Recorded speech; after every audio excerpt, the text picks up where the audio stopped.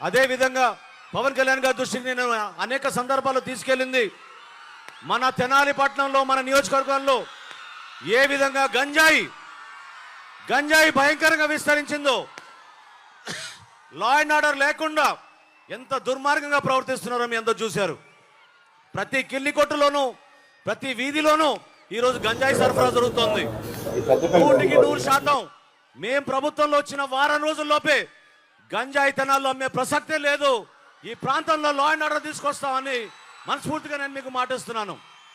మరి ఎమ్మెల్యే గారు మనోహర్ సార్ కూడా మొన్న మేము మర్యాదపూర్వకంగా కలిసినప్పుడు ఈ గంజా అనేటువంటిది తెనాలి కాన్స్టిట్యున్సీలో కూడా ఎక్కడ ఉండకూడదు, మీరు పోలీసు కూడా ఇప్పటి వరకు బాగా చేశారు, అయినా కూడా ఎట్టి పరిస్థితుల్లో గంజా అనే ఒక ముమ్మరిని మొత్తం కూడా కాన్స్టిట్యున్సీలో నా కాన్స్టిట్యున్సీలో ఉండడానికి వీల్లేదని కూడా అందరినీ కూడా